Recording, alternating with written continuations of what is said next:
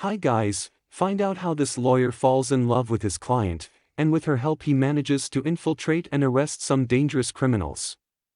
Welcome to Worth Recap. This time I show you the summary of the naked singularity.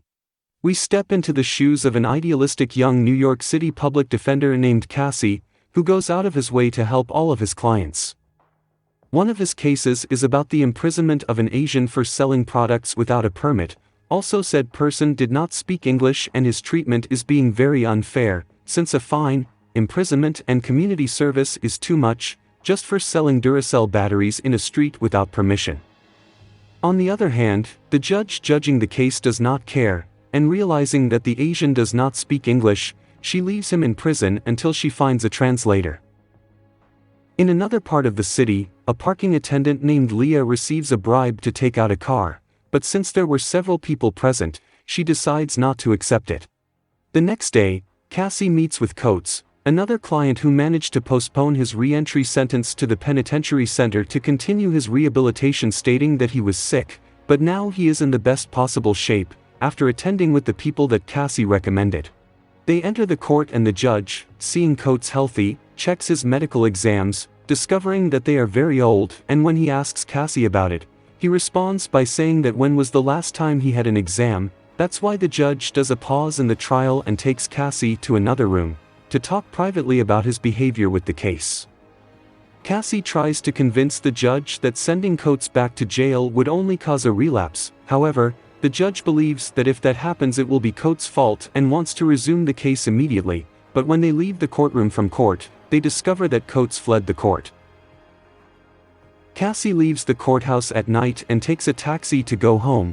When he arrives at his apartment complex, he visits his friend Angus to pick up a duplicate set of keys that he ordered. While he waits for her to give it to him, they begin to talk about Angus's life. He comments that Cassie should relax a little and live longer to see things from a different point of view. He then gives him the key and Cassie goes into his apartment to sleep. Meanwhile, Leah uses Tinder to find a partner and ends up making a match with Craig, the guy who tried to bribe her to get a car, and since Leah doesn't care, she ends up sleeping with him. In the morning, Leah tells him that the car is still in the lot, so Craig offers Leah a deal to help him get the car back and make a lot of money. For his part, Cassie returns to work where he finds out that his Asian client almost died in prison. Later, one of his colleagues, Dane, informs him that one of his former clients, Leah, was arrested in possession of heroin and told him that he wanted that Cassie was his defender, so he immediately goes to see her. Leah tells him that she was arrested for drug possession, but it wasn't her, but a guy named Craig who he was with the night before. Leah asks Cassie to help her get out of there because if Craig finds out that she was arrested, things will get very bad for her. Cassie tells her to plead not guilty and post bail for her to get out of here, but she replies that if she had $50,000 she wouldn't be here. When Cassie finds out about such an amount, he decides to change his approach, and for that he needs to hear what happened without lies. Leah tells him that she met Craig while working in the parking lot. After sleeping with Craig, she offered him a deal to win a lot of money, $100,000 in exchange for taking some of the drugs from a car that was towed a few days ago. She said the car belonged to a Mexican cartel and Craig got the girlfriend information from him. However, she is found and detained with the drug. Cassie asks what Craig was going to use the drug for, and she tells him that she needed it as proof that she had the merchandise to show Golem. She would then buy the car at auction and sell the drug to Golem for $15 million.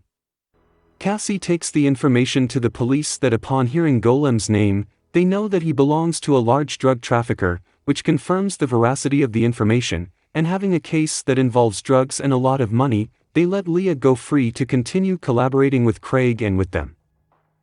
Days later, Leah is intercepted by Craig, who asks her what she has been doing the last few days. Leah refuses to answer the question and he orders her to get in his car.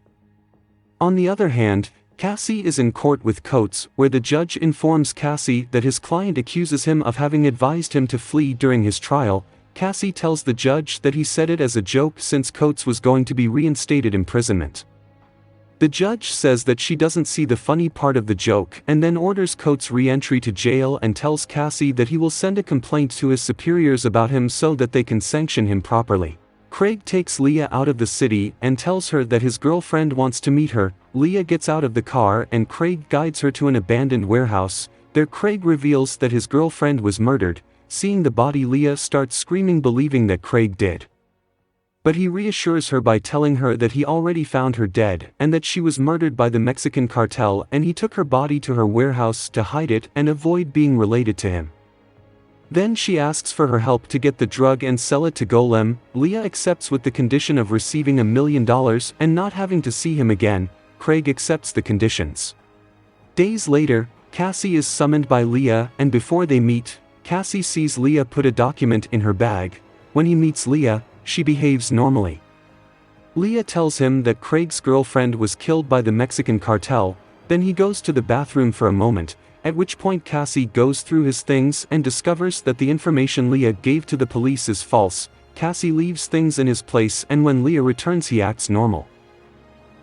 Later, Cassie is summoned by his boss, who complains about the way he handles his cases and suspends him for 6 months. Later Cassie meets with Dane and tells him that Leah lied to the police, since the day of the auction of the vehicle that contained the drug changed. Upon hearing this, Dane tries to convince Cassie to steal the money Craig will receive of Golem of the drug. Cassie does not want to get involved in the robbery since he does not want to rob anyone or get shot. Later, Craig meets with Leah, knowing that she will meet with a lawyer. Leah tells Craig that she had to collaborate with the police since she was discovered with the drug. However, she lied about what she knew about the drug plan. Craig, learning that Leah was caught, reveals that he murdered the girl to keep Leah in check. At Cassie's house, his friend Angus sends him shopping, and while he is away, Winston receives a call from a police officer working on Lee's case, telling Cassie that the information Leah provided is false and that he will be responsible for what Leah does and the damage it may cause. Because of this, Cassie starts following Leah, and after a blackout they both meet and walk to Lee's house, where they both start having sex. After finishing, Cassie reveals to Leah that he knows that she lied to the police and tries to convince her to leave the business without success, since she wants to change her life with the money she will receive. Cassie leaves Lee's house and runs into Craig, who threatens him to stop butting in where he doesn't care. Cassie then goes home and meets with Angus to talk about his concerns about him and try to figure out what justice is. Angus tells her that people like to feel safe following the law, and when it fails, they may break the law to do the right thing and continue to believe in justice.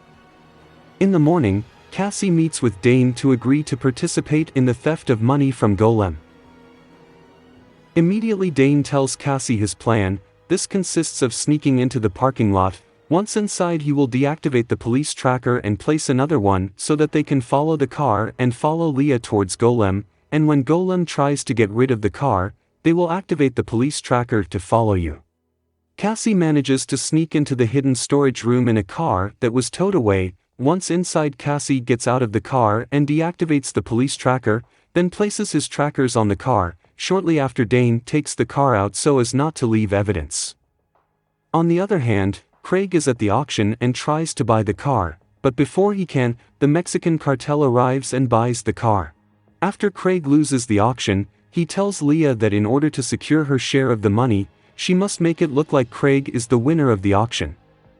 Craig picks up the car and leaves the warehouse. However, the Mexican cartel realizes this and tries to stop him without success.